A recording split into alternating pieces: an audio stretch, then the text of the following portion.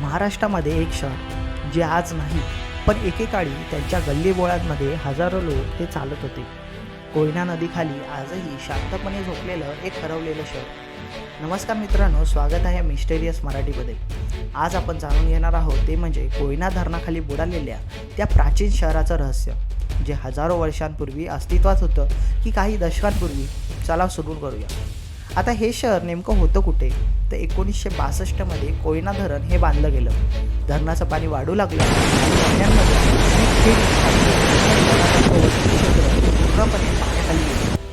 सरकारी अहवालामध्ये त्याचा उल्लेख हा कोयना बुडालेलं शहर असा केला जातो. वास्तव काय दिसलं तर पाण्याखालच्या ड्रोनमध्ये सरळ रस्ते, विटांच्या मोठ्या भिंती, काही इमारतींची रुंद पायाभरणी, पाण्याखाली पायऱ्या आणि कोरलेल्या दगडी खांबांचे अवशेष.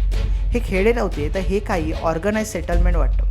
आता इतिहास काय सांगतो तर पुरातत्व संशोधक सांगतात की या भागामध्ये सातवाहन, शिलाहार आणि चालुक्य राजवटींचे प्राचीन तट, बाजार पेठा आणि मंदिरे होती. काही लोकांच्या मते हे शहर सातवाहन काळातील व्यापार केंद्र होतं.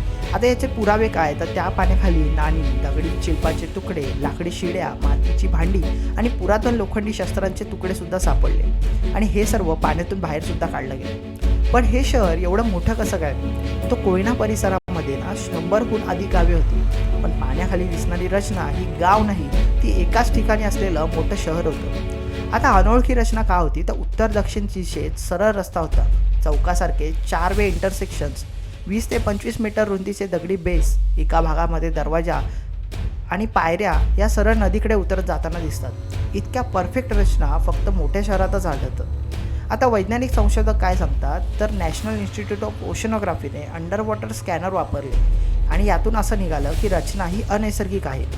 बेस ही 4 ते 5 फुटांचा, वापरलेले दगड हे ब्लॅक बॅसल्ट म्हणजे सातवाहन सिग्नेचर दाखवतात आणि अंदाजे वय 2000 वर्षापूर्वीचे. याचा अर्थ हे शहर धरणामुळे बुडालेलं मॉडर्न नाही तर प्राचीन शहर आधीच अस्तित्वात होतं. आता अजूनही न सुटलेले काही प्रश्न आहेत. हे शहर नक्की कोणाचं होतं? इथे कोणता व्यापार चालत होता? इतकं मोठं शहर इतिहासात का सापडत नाही आणि पाण्याखालील काही भाग आजही स्कॅनिंगमध्ये दिसत का नाही आहे? कोणत्याही प्राचीन नकाशात हे स्पष्टच होत नाही आहे. आता कोयना नदीखाली आजही एक शहर शांत अंधारात झोपलेलं, हे महाराष्ट्राचं स्वतःचं अटलांटिस नाही का? तुम्हाला काय वाटतं? हे शहर कोणत्या युगातलं असावं? तुमचं मत नक्की सांगा. आणि व्हिडिओ आवडला असेल तर व्हिडिओला लाईक करा, शेअर करा आणि सबस्क्राईब करायला विसरू नका.